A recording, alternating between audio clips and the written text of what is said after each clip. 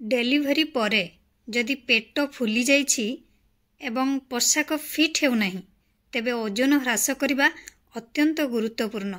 पूर्वपरी समान पेट पाइबा पई जदि आपणकर इच्छा थाए ताले चलंतु आज आम वीडियो माध्यम एमती गोटे सुंदर सा उपाय जानिबा जहाकु कि जदि आपण माने घरे अप्लाई करंती तो आपणकर डेलीवरी परे जो पेटटी बाहर को बाहरी थाए से पेट पूर्व भली आपणकर भीतर को चली जीवो।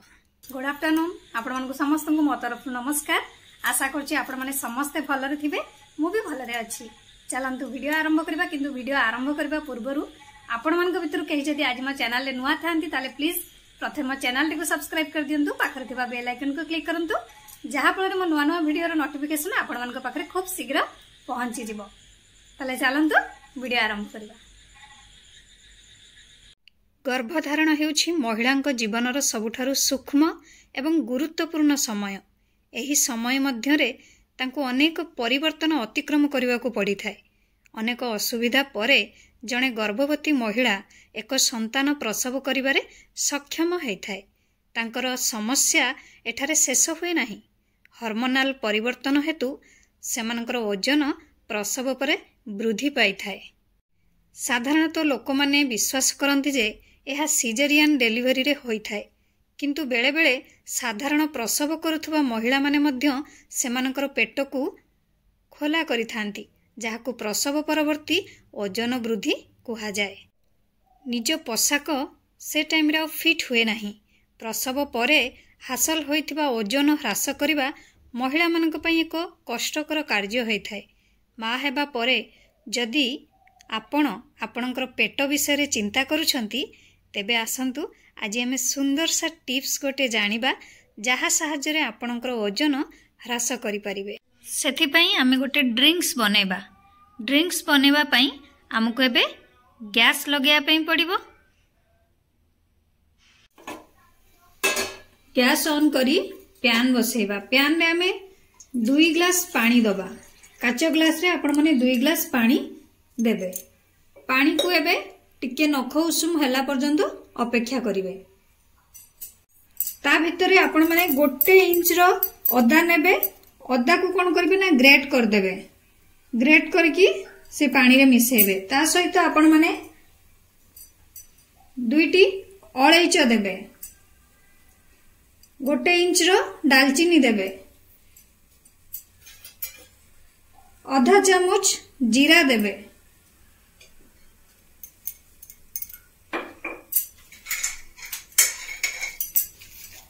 शेषरे आपण माने आधा चामच जुआनी देबे।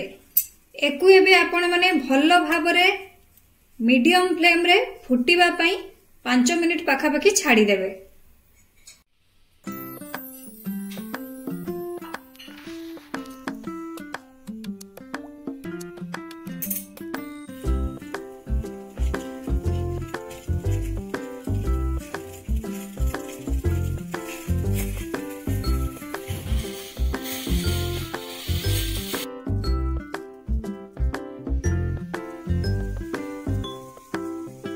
देखि पारुथिबे एबे हमर ये भलो भाबरे फुटी गलानी।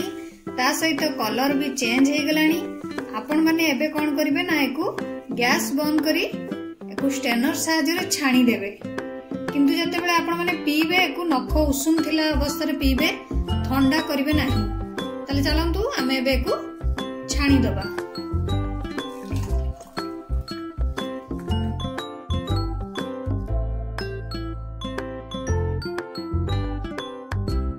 एबे आपण माने एथरे कोन करिवे ना गोटे फाळे लेंबू को चिपुडी नेबे।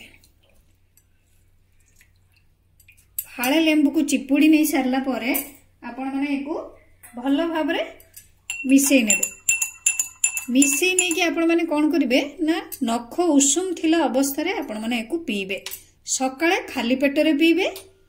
जेते बेले पीबे पीबार आधा घंटा पर्यंत किछि भी पीबेनी कि खाइबेनी।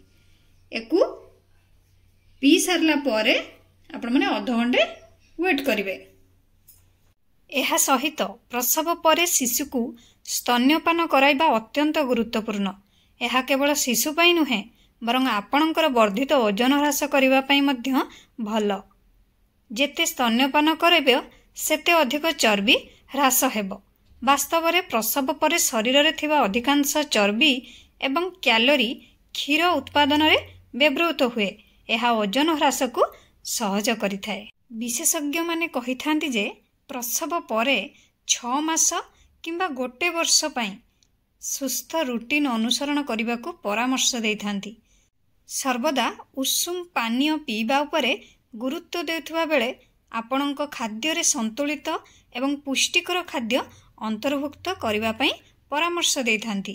ଏହି ସମୟରେ କୌଣସି ଥଣ୍ଡା ପାନୀୟରୁ ଦୂରେଇ ରହିବା ଓଜନ ହ୍ରାସ ପାଇଁ ଅତ୍ୟନ୍ତ ଗୁରୁତ୍ୱପୂର୍ଣ୍ଣ ହୋଇଥାଏ।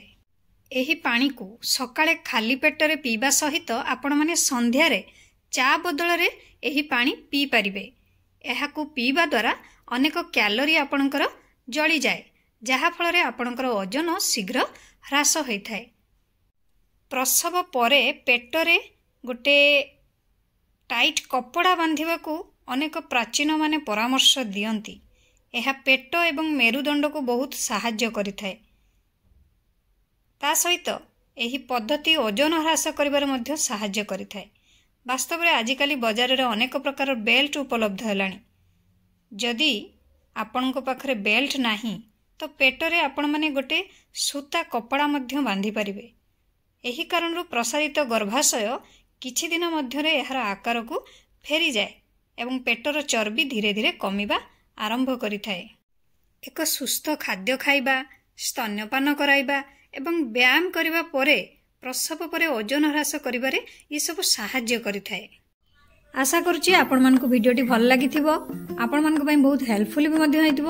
ଯେଉଁମାନେ ପ୍ରେଗନେନ୍ସି ପରେ ପେଟ କମାଇବା ପାଇଁ ଚାହୁଁଛନ୍ତି ସେମାନଙ୍କ ପାଇଁ ଏ ଭିଡ଼ିଓ ତ ବହୁତ ସୁନ୍ଦର ଏବଂ ତା ସହିତ ଯେଉଁମାନେ ଓଜନ କମାଇବା ପାଇଁ ବି ଚାହୁଁଛନ୍ତି ତାଙ୍କ ପାଇଁ ବି ଏ ଭିଡ଼ିଓ ବହୁତ ସୁନ୍ଦର କାମ ଦେବ। ସେଥିପାଇଁ ଆପଣମାନେ ନିହାତି ଏକୁ ଆପ୍ଲାଏ କରନ୍ତୁ। କିଛି ବି ତ ଝଞ୍ଝଟ ନାହିଁ ବି, କିଛି ବି କୌଣସି ଦାମୀ ଜିନିଷ କିଣିବା ପାଇଁ ପଡ଼ିବନି କି କିଛି ଏମିତି କିଛି କାମ ବି ନାହିଁ କରିବା ପାଇଁ। ତ ଆପଣମାନେ ଏଇ ଡ୍ରିଙ୍କ୍ସକୁ ବନାନ୍ତୁ, ଘରେ ପିଅନ୍ତୁ, ତା ସହିତ ଆପଣଙ୍କର ପେଟକୁ ପୁରା ସ୍ଲିମ୍ ରଖନ୍ତୁ।